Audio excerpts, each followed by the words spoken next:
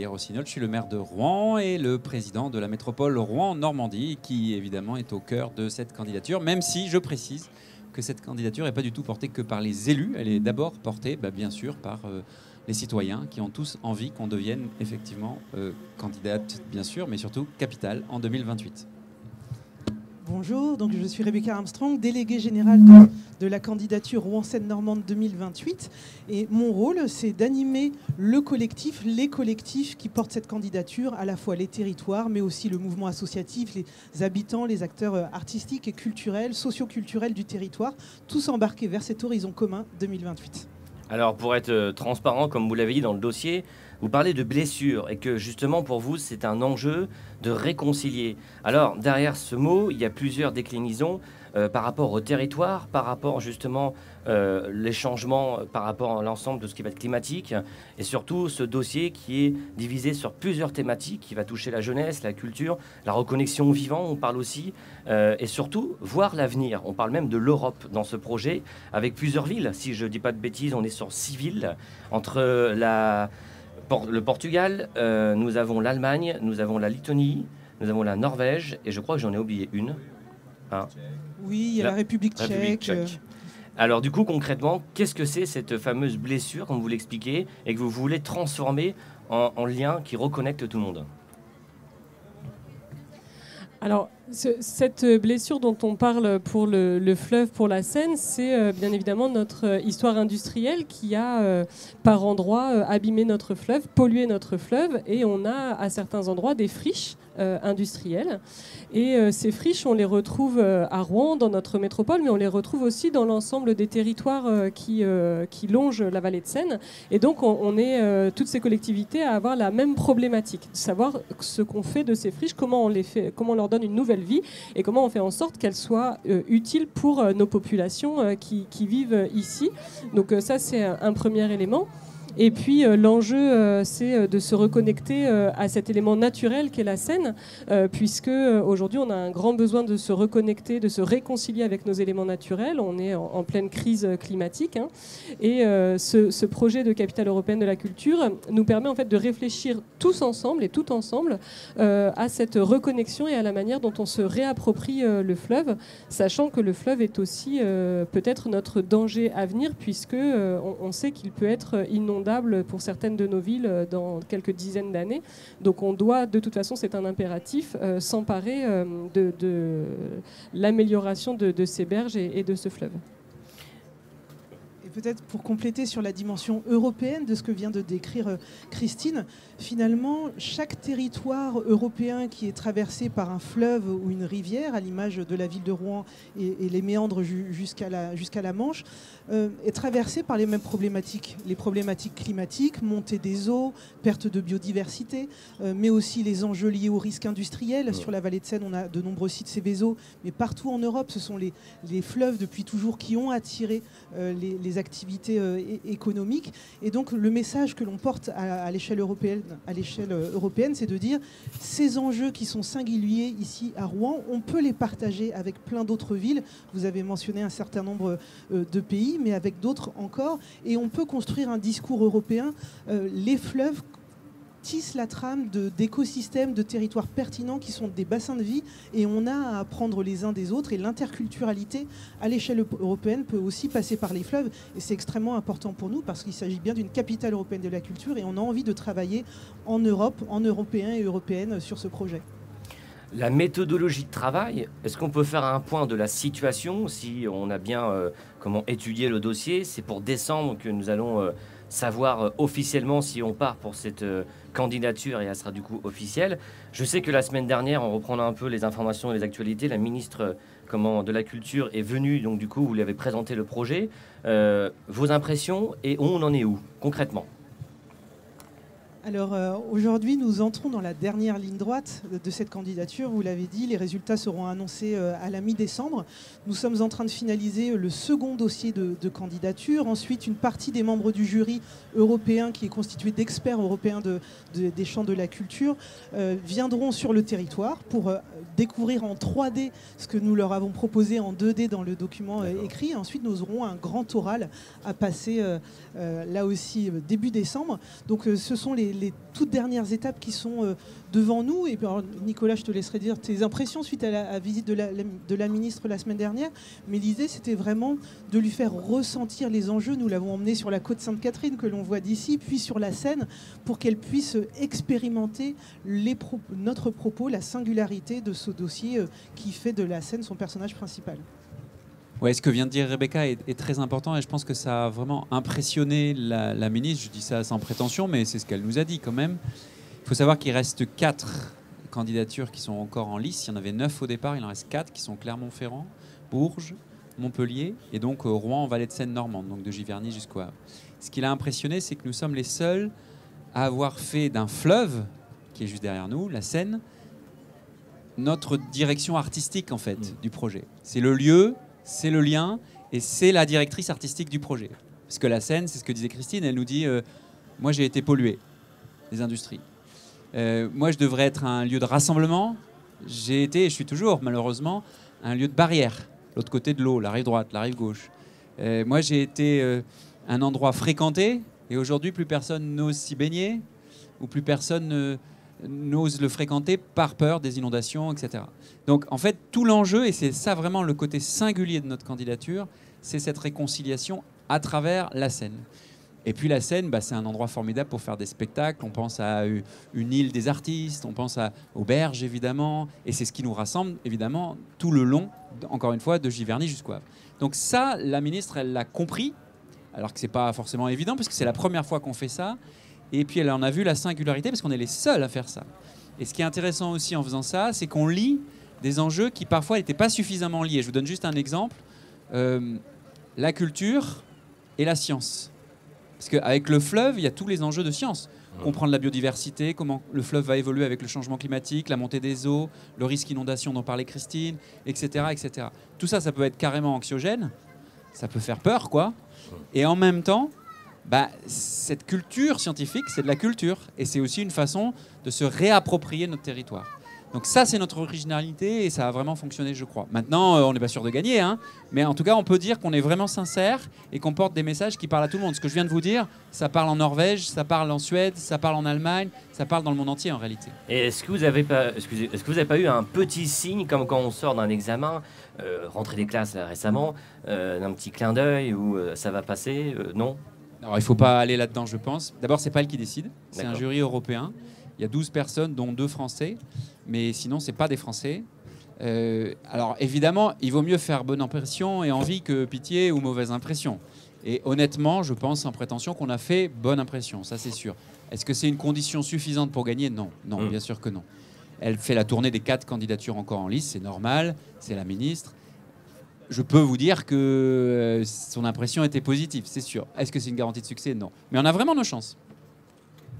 Et peut-être pour répondre sur la question de la méthodologie que vous posiez, notre méthodologie pour construire le dossier de candidature, en fait, cette méthodologie est déjà habitée par cette ambition de réconciliation.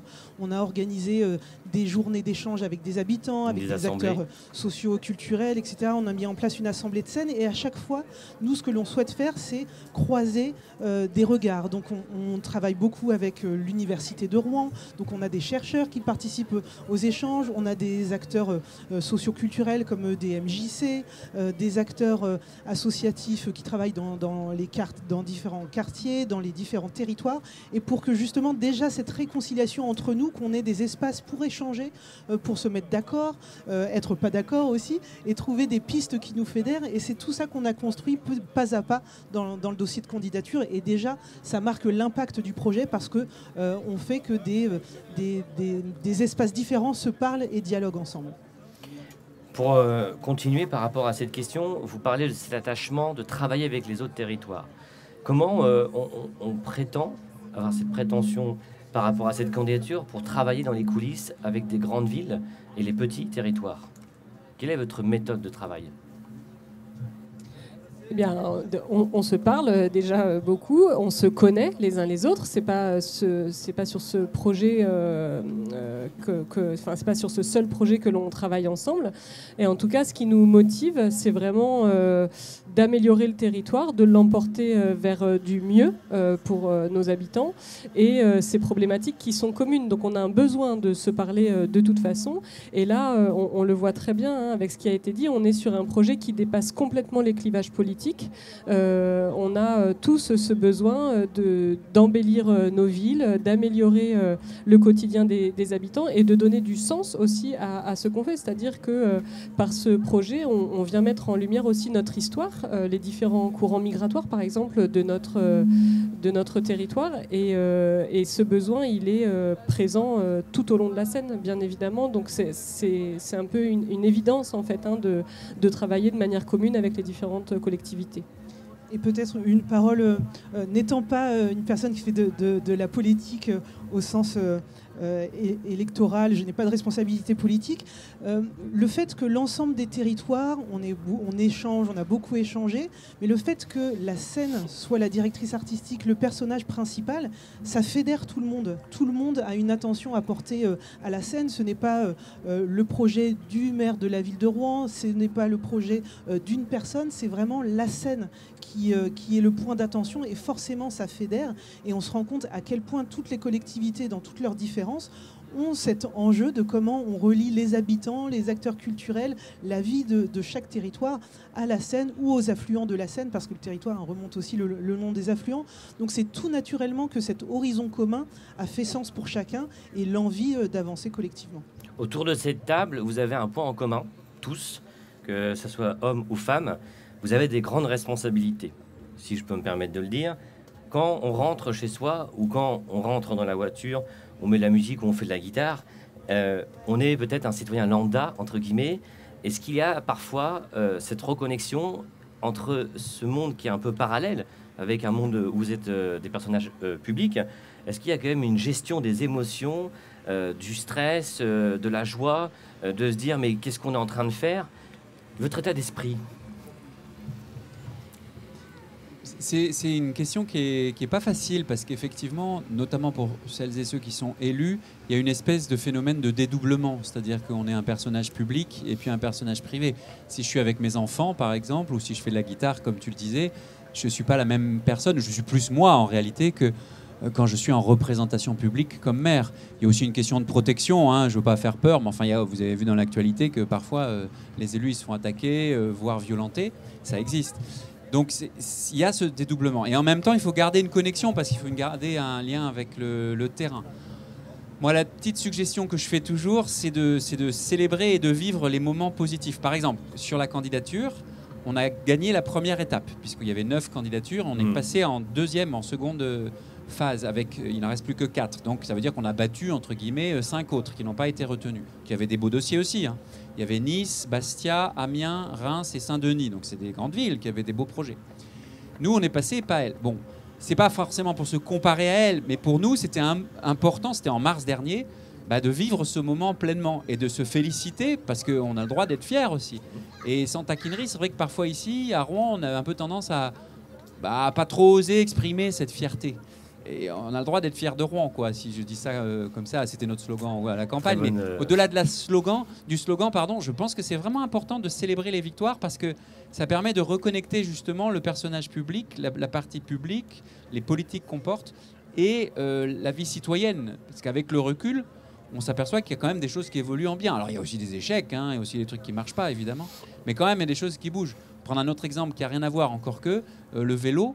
Il y a quelques années à Rouen, franchement, à part 2-3 masochistes et 4-5 acharnés, il n'y avait pas ou très peu de vélos, j'exagère à peine, mais il y en avait très peu. Là, on voit bien que ça a explosé.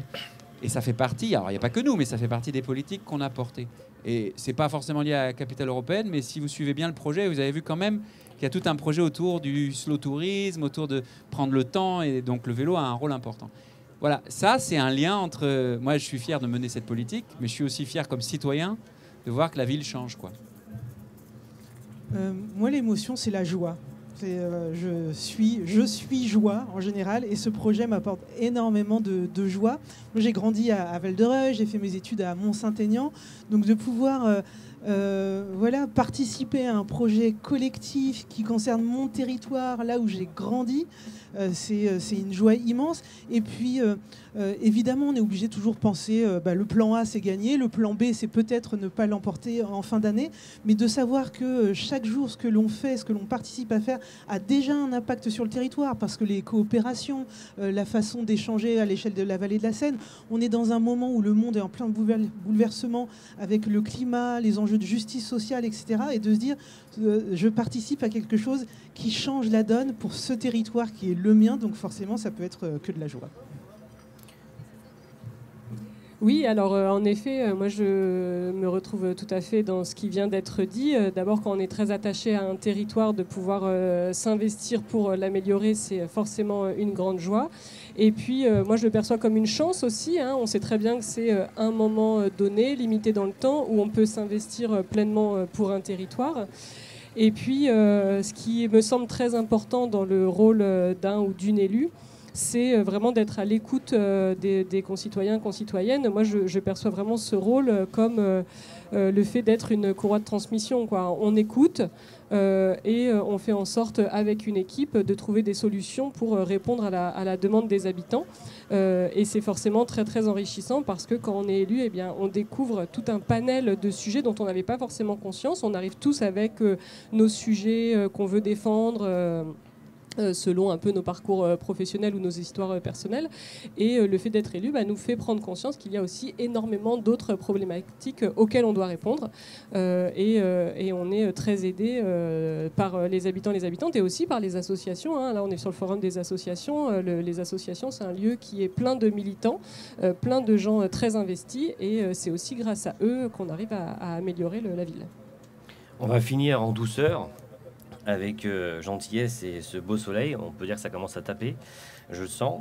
On va poser des questions qui vont un peu vous faire sortir de votre zone de confort, si je peux me permettre, en vous rapprochant de vous-même en tant qu'humain, reconnexion avec soi, avec la nature et tout ce qui suit.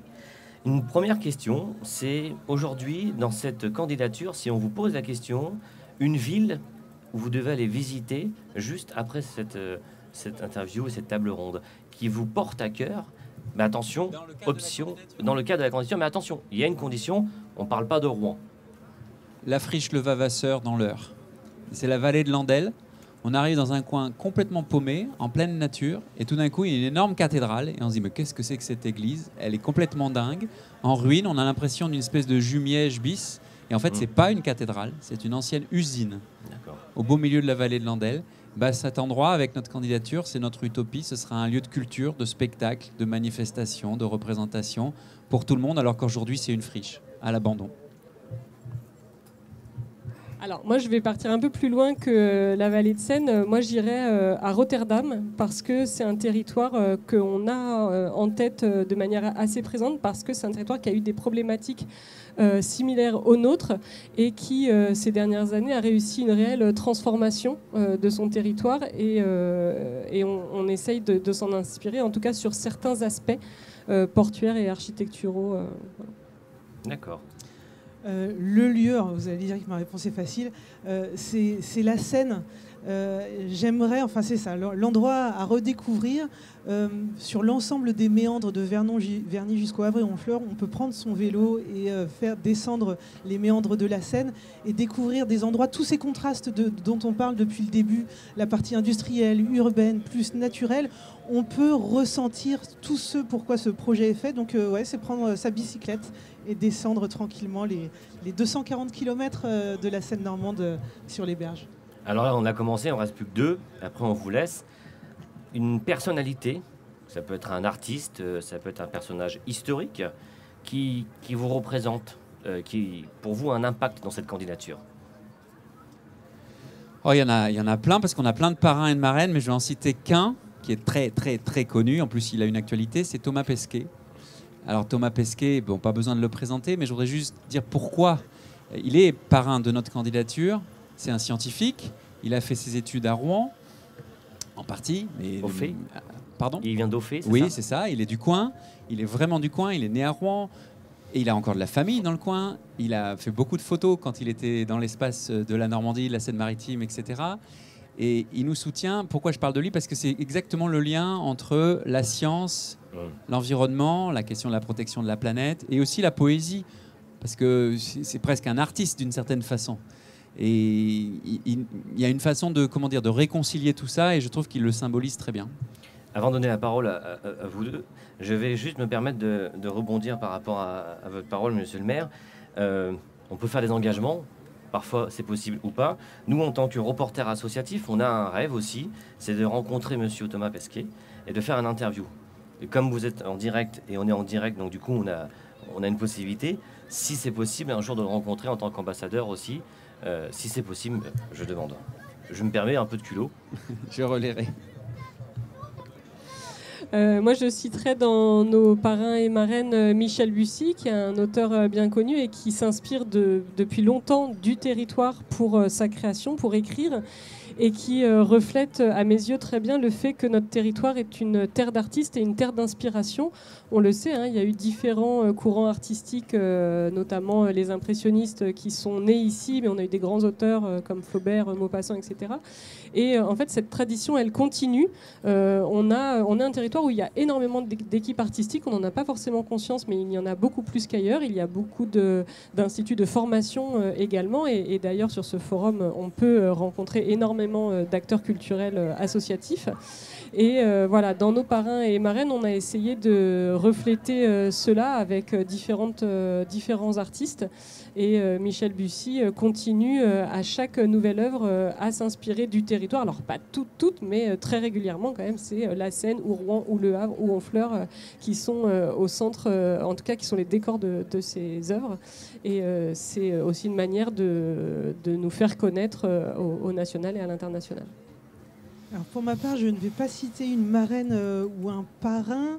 Alors c'est toujours difficile parce que des artistes, des acteurs du territoire, on travaille avec énormément de personnes et donc c'est peut-être frustrant de choisir quelqu'un. Mais là, la personne qui me vient à l'esprit, c'est Thomas Rollin, qui est un comédien, notamment au sein du Safran Collectif. Et en fait, j'ai pu assister à la restitution d'un travail qui a été mené, qui incarne vraiment l'ADN de la candidature. Donc un artiste, un comédien. Et ils ont mené un projet avec l'association Espoir Jeune, qui travaille notamment sur le secteur de Gramont, et puis avec un média associatif, c'est aussi pour faire un petit clin d'œil, mais radio, avec la radio HDR, et ils ont mené tout un projet de création de vidéos où les jeunes du quartier étaient invités sur des temps d'atelier à venir investir le patrimoine de la rive droite de Rouen, des lieux comme l'Être Saint-Maclou, par exemple, des lieux extrêmement forts en termes de patrimoine, et que ces jeunes qui parfois se sentent loin de ces espaces de culture patrimoniale, de l'investir pour avoir une narration, raconter des histoires. On était dans la fiction et c'était très très beau. Et là, on est déjà dans la réconciliation, le patrimoine des quartiers, acteurs culturels, acteurs sociaux. Et donc c'est ça qu'on aime et qui nous nourrit, qui nous inspire beaucoup dans le cadre de la candidature. La dernière question et après on vous laisse. Culinaire, gastronomie, on est obligé d'en parler. On est quand même d'accord. Vous allez aussi pouvoir me rappeler qu'on a quand même une particularité à Rouen par rapport au patrimoine et au niveau de l'UNESCO. Je vous laisserai du coup peut-être ajouter. On va imaginer quelque chose ensemble, ne pas fermer les yeux, avec la chaleur on pourrait tomber. Vous avez le choix, vous allez imaginer entre un bon verre de cidre, brut, doux, comme ça on va peut-être connaître aussi un point de votre personnalité, et vous allez me proposer un mets, un plat qui représente pour vous une bonne soirée en parlant de cette candidature. Oui, je sais. C'est pas moi qui commence. Ouais, là c'est... Tu veux commencer, Christine ? Ah bah moi, quand on parle de gastronomie, je peux, il n'y a pas de souci. Alors par exemple, une escalope de veau vallée d'Auge, moi j'adore ça, avec du pont l'évêque, de la crème et un peu de pommes cuites. Ça, c'est pour moi un plat qui est très représentatif de notre territoire. Et puis, bien évidemment, le cidre, comme vous l'avez cité. Moi, j'ai ramassé des pommes toute mon enfance pour faire du cidre chez mes parents et grands-parents, donc je connais ça très bien. Pressoir à l'ancienne, du coup. Voilà, une presse qui venait sur tracteur dans le jardin pour presser les pommes. Et j'ai en souvenir, en tout cas, ce goût des pommes extrêmement acides, qui ne sont pas du tout les mêmes que les pommes à couteau. Mais en effet, tous ces produits, on les travaille énormément sur le territoire et on a la chance d'avoir des chefs dans nos restaurants qui sont très présents et très motivés pour accompagner cette candidature et pour mettre en lumière les différents produits qui sont cultivés ici. La Normandie, bien évidemment, est une terre agricole également.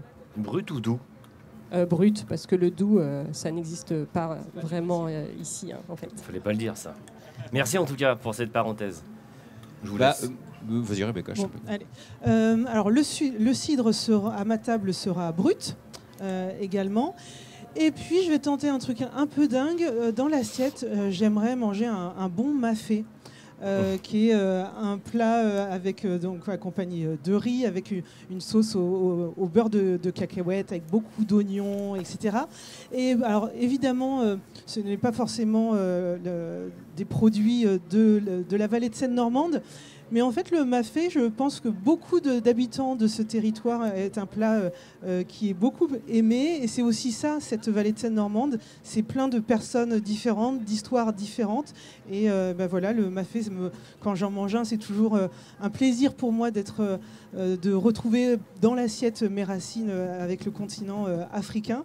Et c'est ça aussi une capitale européenne de la culture, c'est l'interculturalité, cette réconciliation, cette diversité entre les personnes extrêmement importante. Donc ouais, mafé et cidre brut, j'ai jamais essayé les deux ensemble, mais pourquoi pas.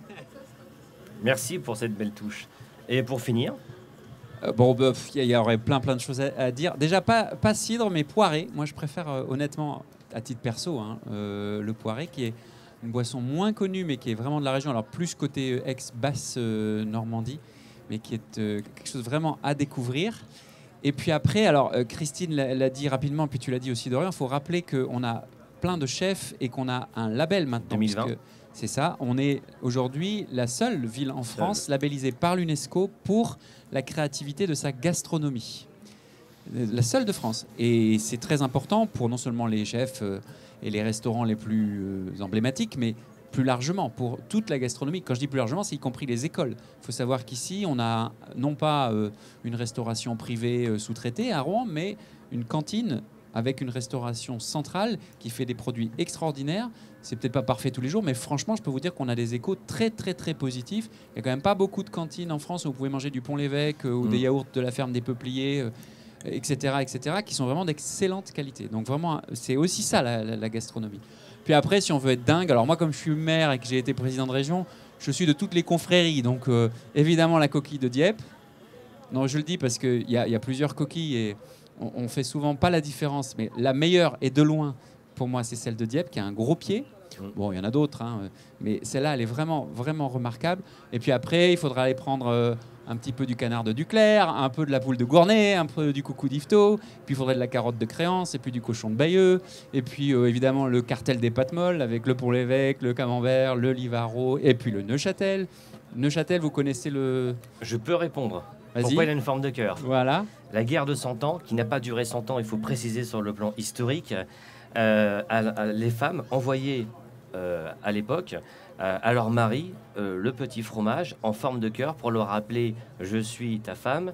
C'était un peu du mythique à l'envers à l'époque. Mais du coup, c'est par rapport à ça. Est-ce que je me trompe? Non, c'est ça. Enfin, c'est une des légendes. Après, il y a peut-être d'autres raisons, mais il y a ça. Voilà. Et la phrase de Neuchâtel, maintenant, c'est cœur je suis, cœur je réjouis. Voilà. Par contre, comme chevalier du Neuchâtel, je suis obligé d'en parler. Je le fais avec plaisir et de faire sa promotion, parce que c'est le seul fromage de l'ex-Haute-Normandie sur les 4 que je viens de citer. Par contre, si je peux me permettre de vous faire une critique, avec beaucoup de respect, si on vous écoute avec tout ce que vous venez de dire, on refait un peu un retour en arrière le dimanche avec les grands-parents, on commence à 11h et on finit à 17h. Ouais, mais c'est pas forcément un retour en arrière de se reconnecter avec ses grands-parents. Je dis pas le contraire. En tout cas, un grand merci pour votre participation.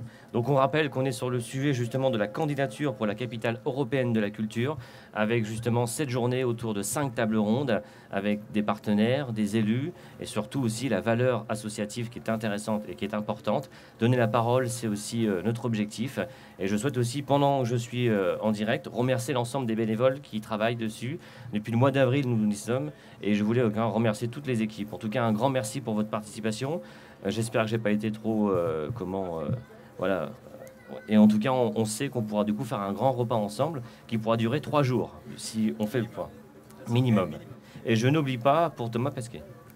Vous me connaissez, on est un peu têtu chez les chroniques. On reviendra vers vous. Est-ce que vous avez un dernier mot pour finir? Peut-être parler à la jeunesse, peut-être parler justement à l'ensemble des gens qui nous regardent, et cet état d'esprit qui est aussi le forum des associations de Rouen. Il faut savoir qu'à Rouen, c'est pratiquement plus de 1700 associations, et aujourd'hui on est sur 350 stands, c'est déjà énorme.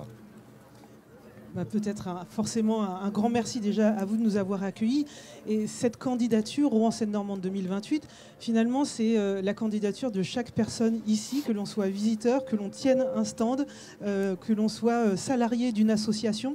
C'est vraiment un projet collectif qui concerne tout le monde, où chacun peut trouver sa place et développer des projets dès qu'on aura le titre à partir de l'année prochaine et jusqu'en 2028 et au-delà, ensemble. Donc elle nous appartient tous et à toutes, cette capitale. Un mot rapide, juste si on prend un tout petit peu de recul. On n'a pas souvent dans sa vie la chance de faire un tel projet. Quand on est attaché à son territoire, ce que disait Rebecca tout à l'heure, combien de fois dans sa vie on a la chance de faire un projet de cette envergure, de cette ambition, de cette force, de cet intérêt en fait, pour tout le monde. Donc il faut la saisir, cette chance. Et pour moi, vraiment, quelle chance nous avons d'avoir autant d'associations dans notre ville, autant de bénévoles qui sont prêts à rendre service et à proposer des activités. Donc vraiment, n'hésitez pas à aller à la rencontre des uns et des autres. Et c'est grâce aussi à ce tissu associatif qu'on sera vainqueur dans la capitale européenne de la culture. Un grand merci. On peut du coup finir cette table ronde et conclure. Et bonne chance. Et prochainement, donc décembre, c'est quelle date précisément?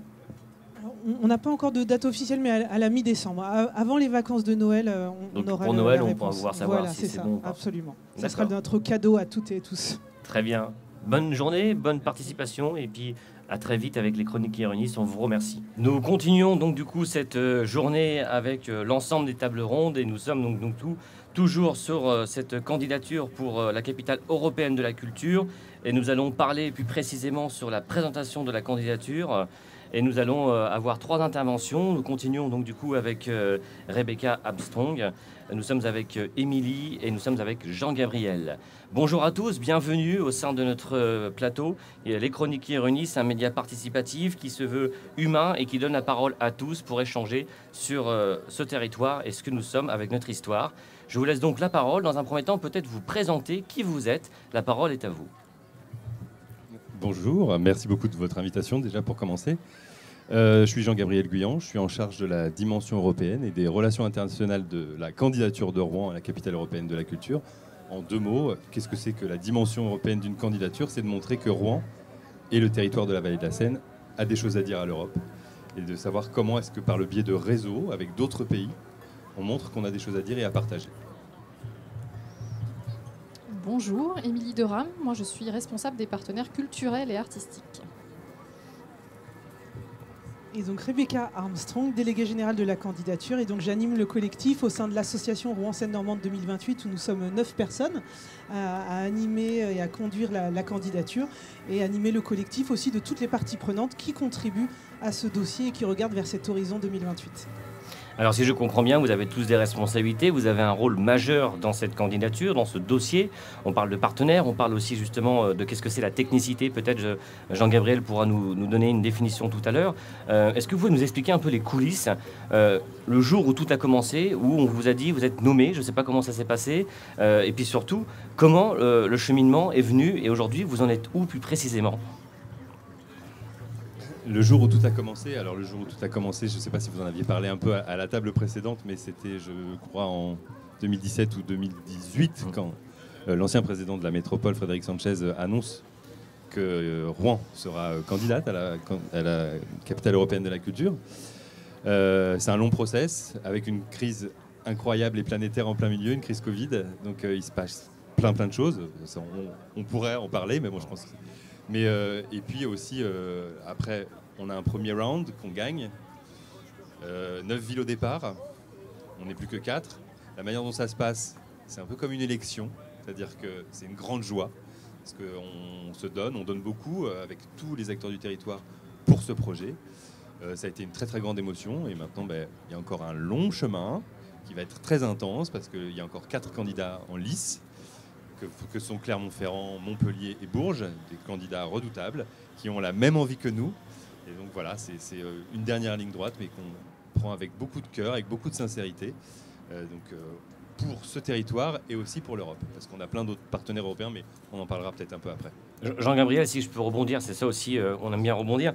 Quand vous expliquez justement qu'il y a 4 villes qui sont encore en liste, avec votre état d'esprit d'ouverture, quelle pour vous est la ville qui est peut-être, qui peut nous talonner, qui est la plus proche, qui pourrait être notre concurrente ? J'ai forcément envie de dire les 3, parce qu'en fait, on est dans un état d'esprit... et c'est ça qui est très chouette, parce qu'on connaît nos adversaires, on est membre de même réseau, d'ailleurs, certaines villes, comme Clermont-Ferrand, on fait partie de même réseau, qui sont des réseaux notamment culturels. C'est très compliqué parce qu'on sait ce que c'est. On sait ce que c'est que de travailler intensément pendant un temps réduit. C'est des combats qui sont rudes. Enfin, des combats, pas utiliser ce mot-là, ce sont des challenges qui sont rudes. Et les 4 ont envie, ont la même ambition. C'est compliqué de choisir. Je ne sais pas si mes collègues ont une idée, mais en tous les cas, voilà, forcément, il y a des villes qui sont peut-être un peu plus visibles que d'autres, etc. Mais voilà, on a toutes nos chances. On y va, on y croit, et on va le remporter. Émilie ? J'ajouterais à ce que dit Jean-Gabriel que ce sont vraiment 4 candidatures complètement différentes en fait. C'est Clermont-Ferrand ne peut pas parler de la Seine, nous on ne peut pas parler du Massif central. Enfin, à chaque fois c'est tellement lié au territoire et à ce qui nous est propre que de toute façon voilà, ça se jouera sur des choses bien différentes. Alors, j'ai rebondi la question et peut-être nous expliquer un peu ton rôle par rapport à cette candidature pour qu'on puisse comprendre. Alors moi je suis en lien avec...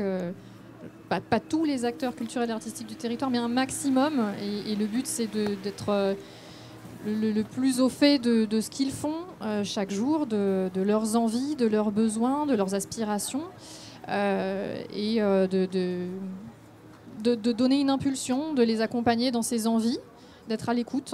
Donc voilà, on essaie d'être au maximum avec eux. Rebecca ? Et peut-être pour compléter, la question a été posée de la technicité d'un dossier de candidature. Donc en effet, dans ce dossier-là, on doit écrire un dossier de 100 pages et pas une de plus. C'est très, très précis, très... voilà, la plateforme de candidature est vraiment très précise, le cahier des charges est très précis.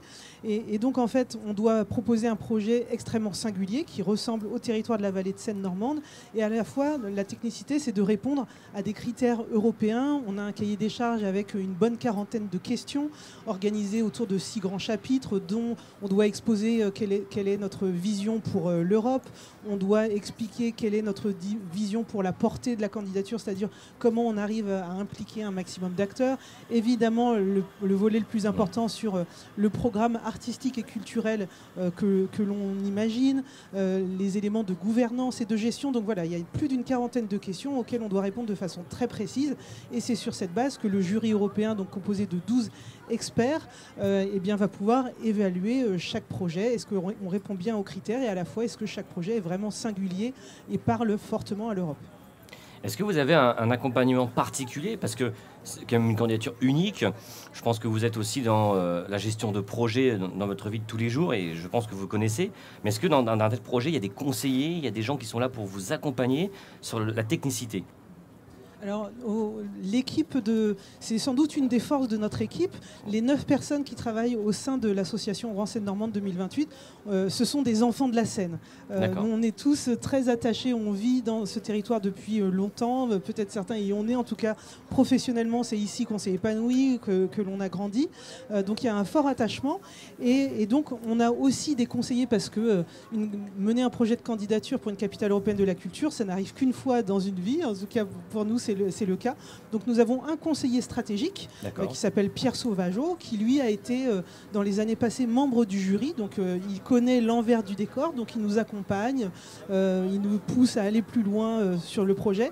Et on a également un conseiller artistique qui s'appelle Philippe Kaufmann, qui lui a également travaillé d'un autre point de vue. Il a travaillé dans une ville qui a été titrée capitale européenne de la culture en 2015, c'est la ville de Mons en Belgique. Donc ces deux regards extérieurs qui ont une expérience du process de capitale européenne de la culture nous aident à nourrir le projet, à le travailler pour mettre en valeur toutes nos singularités et à la fois être en capacité de bien répondre au cahier des charges européen.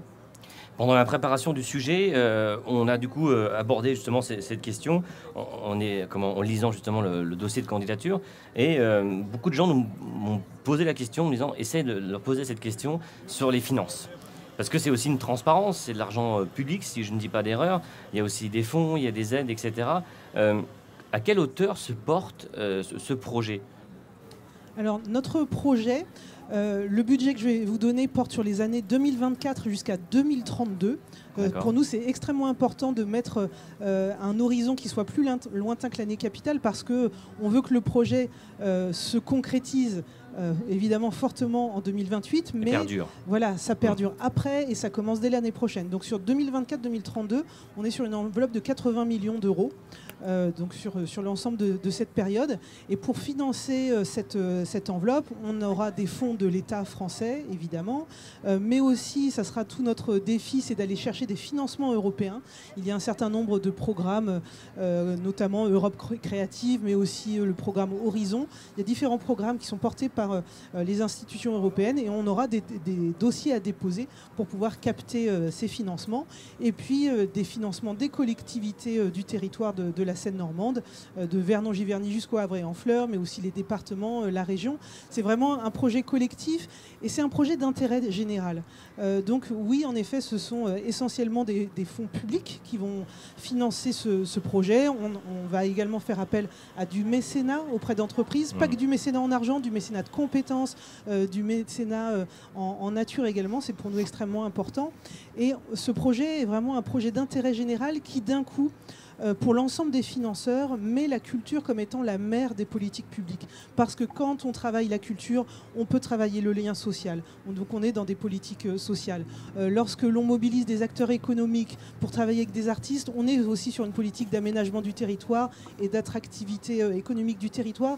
Et ça permet de montrer que la culture est un levier formidable pour agir sur tous les domaines des politiques publiques qui font un vivre ensemble et qui font un territoire. Donc voilà, budgétairement, on est sur cet horizon-là. Émilie, Jean-Gabriel, est-ce que vous voulez ajouter quelque chose ? Absolument pas. Bon, c'était très clair. Ça c'est clair et c'est précis. Pour continuer par rapport à cette thématique, on voudrait aborder plusieurs sujets. On parle de la jeunesse. Et vous avez dit à un moment dans votre dossier de candidature, se mettre à la hauteur de cette jeunesse. Je trouve que le mot est très intéressant, cette définition. Comment vous vous situez par rapport à l'écriture de cette thématique et de ce projet par rapport aux jeunes ? Je dis un mot d'intro et puis je vous laisse compléter. En effet, notre candidature, on a en tête les générations futures. Cette expression de génération future, ça ne doit pas être un slogan un peu tarte à la crème. C'est vraiment comment on fait en sorte pour que le territoire soit vivable dans 50 ans, dans 100 ans, et avec les défis, avec le défi, le premier des défis, celui du climat, c'est plus un slogan, c'est un vrai sujet de société pour les années à venir. Donc on a vraiment ça en tête et pour nous, c'est un guide. Et dans le dossier de candidature, plutôt que de parler de la jeunesse, on parle des jeunesses. Parce qu'il n'y a pas une jeunesse, il n'y a pas un visage qui représenterait tout ce qu'est la jeunesse. Donc on parle des jeunesses au pluriel, c'est pour nous extrêmement important. Et on veut que la diversité des jeunes du territoire puisse trouver leur place pour apporter de la matière, pour ce qui fait culture pour eux, ce qui leur plaît, ce qu'ils ont envie d'écouter, de voir, d'entendre. Tout ça, c'est extrêmement important. Et donc, on met en place des espaces, notamment notre Conseil des sages. Le Conseil des sages est exclusivement constitué de jeunes, parce que pour nous, il est temps que la sagesse, on sache la confier aux plus jeunes d'entre nous. Ils auront beaucoup de choses à nous dire. Et peut-être un premier exemple important, c'est un réseau de jeunes qu'on a mis en place, et c'est un réseau européen. Oui, pour compléter, oui, c'est donc un réseau européen, puisqu'on s'est rendu compte quand même qu'une des choses très importante, c'est que chacun des dossiers de candidature des 9 villes de départ met la jeunesse au centre, ce qui est plutôt rassurant. Et en fait, c'est de voir comment est-ce que nous, on peut l'illustrer. On s'est rendu compte aussi dans certains de nos déplacements en Europe de l'importance de la jeunesse et des visions totalement différentes que les jeunesses ont sur l'avenir de l'Europe. C'est aussi ça notre mission, on pense. C'est la culture avec un grand C. Et j'entendais Rebecca sur la première table ronde parler tout à l'heure d'interculturalité. Et en fait, ça, c'est aussi au cœur du dispositif et ça va commencer par la jeunesse. Comment est-ce qu'aujourd'hui, j'apprends à accepter, à écouter qu'une autre langue est parlée juste à côté de moi. Et on est absolument convaincu que si plus jeune on apprend ça, plus jeune on mettra en place des processus qui mettront fin probablement à une certaine forme d'obscurantisme. Donc en fait, c'est vraiment de partir là-dessus. On a des liens très forts avec l'académie. On veut faire partie de réseaux européens qui existent déjà, de labels, qui s'appellent notamment le label Euroschool, qui sont la possibilité de créer un grand système éducatif européen. Ça, ce sont des processus qui existent. Et nous, notre rôle, c'est aussi de dire aux professeurs, aux enseignants, voilà, ça existe, on y va, et on sera aussi un grand centre d'information. Mais ça, c'est très important, cette notion de jeunesse, elle est au cœur du dispositif. On a la chance avec Rebecca de revenir de Tchéquie. On a discuté avant-hier autour de ces dynamiques avec les candidatures tchèques. Et voilà, c'est vraiment quelque chose qui nous anime et c'est quelque chose qu'on va vraiment notre ADN, comme aime à le rappeler Rebecca. J'ajouterais que dès 2023, on a eu envie de mettre en place des prototypes, c'est-à-dire des expériences qui incarnent ce vers quoi on tend, ce qu'on a envie de faire en 2023. Cette année, il y en a eu 2 qui étaient plus en lien avec la question des jeunesses, justement. Il y a eu Youth Participation Now en juin, qui a rassemblé 30 jeunes Européens, dont 5 Français. Ça a été une rencontre extraordinaire. Ils ont participé aux journées de la participation citoyenne, justement. Ils nous font encore part de leurs réflexions sur ce qu'on peut faire, sur ce qu'on peut mettre en place pour 2028. Voilà, c'est notre collègue François Hervé en particulier qui s'occupe de cette question. Et on a également mis en place le terrain d'aventure des Bruyères pendant 1 mois cet été au Parc des Bruyères. C'était une expérience incroyable. Il y a à peu près 1500 jeunes qui sont venus, certains chaque jour pendant 1 mois, pour construire leur propre village. Donc les parents étaient interdits d'accès, on leur a fait passer un permis d'outils. Ils pouvaient manier scie, couteaux, vis, etc.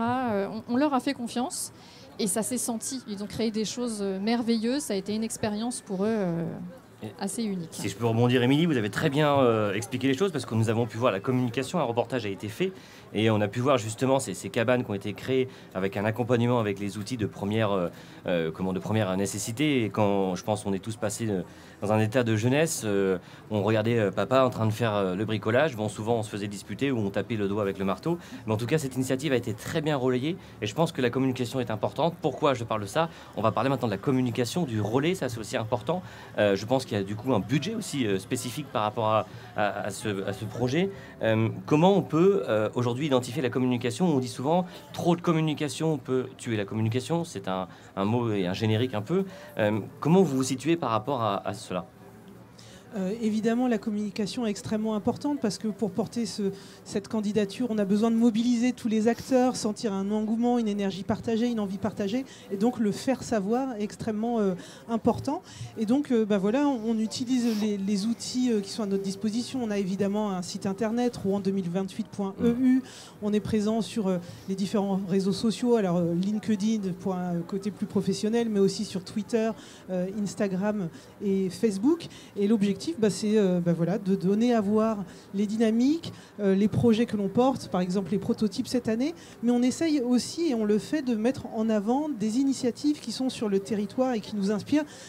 Depuis 2 ans, Jean-Gabriel, je pense qu'au moins une fois par semaine, me dit « Mais Rebecca, tout existe sur le territoire, il suffit de regarder, de se pencher et on va trouver des initiatives. » Et en effet, il y a une pléthore d'initiatives. Donc on essaye d'en avoir un maximum dans notre radar. C'est pas toujours le cas, forcément. Je pense qu'on en rate peut-être quelques-unes, mais on essaye d'être en veille et de pouvoir faire connaître ces initiatives inspirantes via nos réseaux sociaux et notre site internet pour aussi qu'un maximum de personnes puissent connaître ces différentes initiatives. Et puis il y a quelque chose aussi qui est important pour nous, c'est le bouche à oreille. En fait, les réseaux sociaux, c'est juste un bouche à oreille un peu augmenté. Et on croit beaucoup à ça. Et typiquement, on a mis en place là une assemblée de scènes qui est ouverte aux habitants du territoire, Et je suis ravie de prendre quelques instants pour en parler aujourd'hui. La prochaine rencontre aura lieu le 6 octobre et toute personne peut s'inscrire pour y participer et pour venir participer au projet. Et l'Assemblée de Seine, on a envie de lui confier notamment d'imaginer des rendez-vous festifs pour l'année 2028. Et là aussi, c'est le bouche à oreille, que les personnes qui y viennent puissent en contacter d'autres, venir avec des amis pour enrichir et que cette communication interpersonnelle fasse son œuvre aussi dans cette phase de candidature. Très bonne explication, merci en tout cas. On va finir en douceur avec le soleil. Je peux le dire que pour moi, il fait très très chaud. Hein. Je pense que c'est voyant, c'est un peu compliqué. Du coup, je fais un signe délicatement à mon équipe si je pourrais avoir de l'eau fraîche, s'il vous plaît. Je l'ai dit discrètement. Pour finir, je vais simplement vous poser une question pour sortir de la zone de confort. Rebecca a déjà fait l'expérience tout à l'heure, donc elle commence à s'habituer. C'est qu'aussi, c'est d'aller chercher ce que vous êtes. Et comme on a parlé de jeunesse, on va vous poser des questions sur votre enfance et sur votre jeunesse. Alors dans un premier temps, la première question qu'on va vous poser, c'est un souvenir de votre enfance, d'une idée que vous avez eue et que vous avez voulu faire. Par exemple, une cabane, une balade, quelque chose qui vous a marqué, une passion qui vous a déterminé. Jean-Gabriel, on va peut-être juste laisser passer... on parle de jeunesse, on a... Ça me laisse un petit peu de temps pour réfléchir. Ça amène l'ambiance. Ah. Bonjour.